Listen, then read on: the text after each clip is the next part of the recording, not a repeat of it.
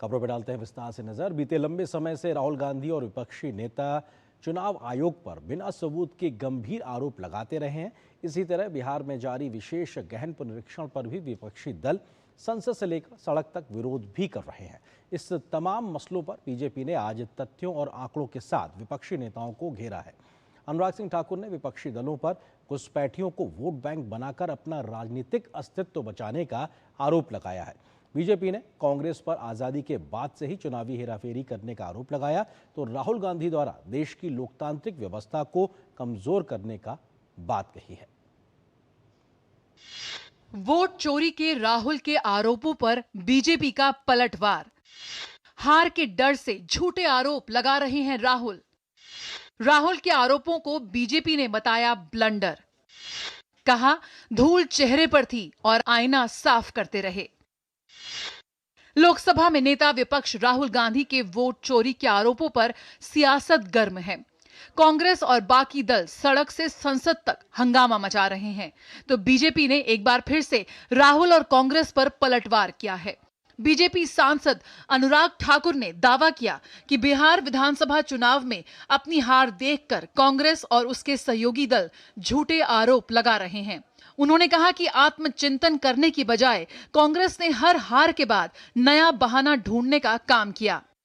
हर हार के बाद कांग्रेस ने नया बहाना ढूंढने का काम किया। आत्मचिंतन, आत्मनिरीक्षण कांग्रेस ने नहीं किया, लेकिन आरोप ईवीएम इलेक्शन कमीशन से लेके संवैधानिक संस्थाओं पे बार बार लगाते रहे। भाजपा ने कांग्रेस और उसके सहयोगियों पर घुसपैठिया वोट बैंक से वोट चोरी का आरोप लगाया है।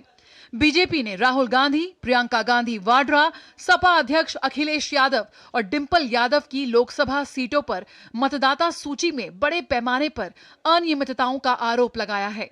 भाजपा ने कन्नौज, रायबरेली, मैनपुरी, वायनाड और डायमंड हार्बर लोकसभा क्षेत्रों में लाखों संदिग्ध मतदाताओं की मौजूदगी को लेकर सवाल उठाए हैं। क्या ये वोट की चोरी और घुसपैठियों को जो संरक्षण है, इसको देखते हुए अपना इस्तीफा देंगे? तो मेरा उनसे सवाल है, अखिलेश जी, राहुल जी, प्रियंका जी, ये कब इस्तीफा देंगे?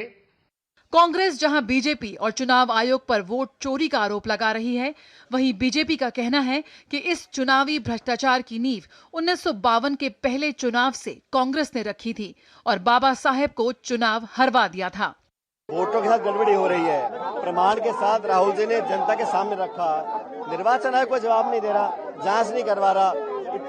चुनावी भ्रष्टाचार की नींव कांग्रेस ने पहले चुनाव से 1952 में ही रख दी थी।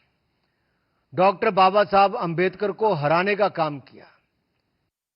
कांग्रेस द्वारा चुनाव आयोग के खिलाफ दिए जा रहे बयानों के बीच पूर्व मंत्री सीएम इब्राहिम ने कर्नाटक के मुख्यमंत्री सिद्धारमैया पर वोट खरीदने का बड़ा आरोप लगाया है। पूर्व मंत्री सीएम इब्राहिम ने कहा है कि मुख्यमंत्री सिद्धारमैया को बदामी में जिताने के लिए वोट खरीदे गए थे।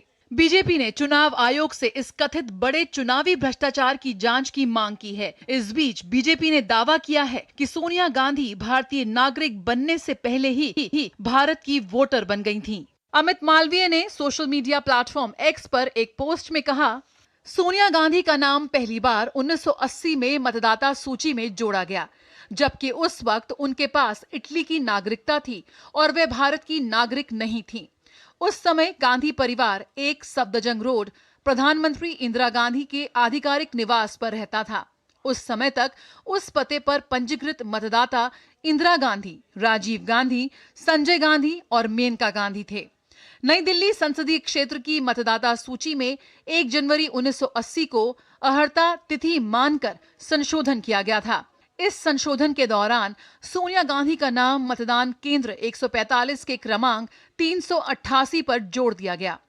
मालवीय ने आरोप लगाया, ये प्रविष्टि उस कानून का स्पष्ट उल्लंघन है जो मतदाता पंजीकरण के लिए भारतीय नागरिकता अनिवार्य करता है। 1982 में भारी विरोध के बाद उनका नाम हटा दिया गया, लेकिन 1983 में ये फिर से जोड़ा गया। सोनिया गांधी का नाम मूल नागरिकता की आवश्यकता पूरी किए बिना 2 बार मतदाता सूची में दर्ज हुआ। पहली बार 1980 में एक इतालवी नागरिक के रूप में और फिर 1983 में कानूनी रूप से भारत की नागरिक बनने से कुछ महीने पहले।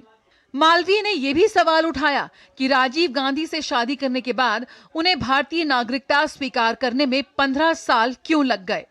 उन्होंने अपने पोस्ट के साथ 1980 की मतदाता सूची का एक अंश शेयर करते हुए पूछा, अगर ये घोर चुनावी कदाचार नहीं है तो और क्या है। शैलेंद्र मिश्रा के साथ ब्यूरो रिपोर्ट, डीडी न्यूज।